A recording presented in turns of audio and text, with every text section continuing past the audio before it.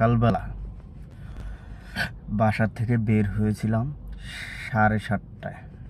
ঠিক আছে, বের হয়ে হাউজের উদ্দেশ্যে রওনা দিলাম আমার বসের। ঠিক আছে, তার আগে আমার পরিচয়টা দিয়ে নেই। আমার নাম মোহাম্মদ রাজীব। ঠিক আছে, আর আমি একটা কোম্পানিতে জব করি, আব্দুল মোনায়েম লিমিটেড।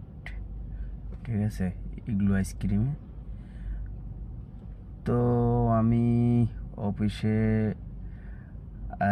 স্যারকে নিয়ে বাসা থেকে বের হয়ে হাউজে আসলাম। হাউজে আসার পর স্যারকে নিয়ে বের হলাম।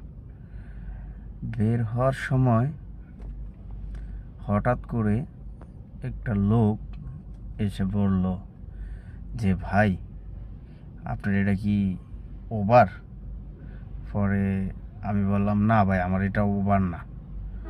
বললো, ভাই আপনার তো দেখে তো মনে হচ্ছে ওবার। আমি বললাম যে, ভাই দেখে তো অনেক কিছুই মনে হয়, কিন্তু কোনটা বাস্তব বলেন? কয় না, মানে গাড়ি দেখে আপনার দেখে মনে হচ্ছে যে আপনার এটা ওবার। আমি বললাম যে, ভাই আমার গাড়ি, আমি জব করি, ভিতরে আমার বস বসা, আপনি বলতেছেন যে এটা ওবার? এটা আবার কেমন কথা? কয় তাহলে ঠিক আছে, যান। তো লোকটাকে দেখে আমার স্বাভাবিক মন হলো না। কারণ সে যথেষ্ট পরিমাণ মানে করা ছিল, নেশাগ্রস্ত ছিল। ঠিক আছে, তো এই সমস্ত লোক থেকে সাবধানে থাকবেন রাস্তায় চলাচল করার সময়।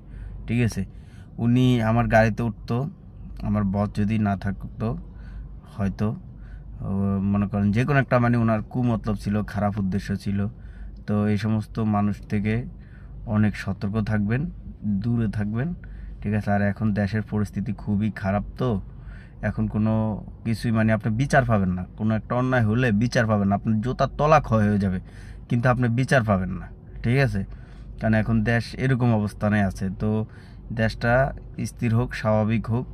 ঠিক আছে, এই আল্লাহ ভরসা, দোয়া রাখেন আমার দেশটা যেন ভালোভাবে এগিয়ে যেতে পারে। ঠিক আছে, আর আমরা আমার এই সোনার বাংলাদেশ নিয়ে আমরা যাতে গর্ব করতে পারি, আমাদের দেশটা যাতে ওরকম একটা ভালো পর্যায়ে যায়, এই শুভকামনা, এই দোয়া, এবং আমার দেশ আমার গর্ব, সোনার বাংলাদেশ।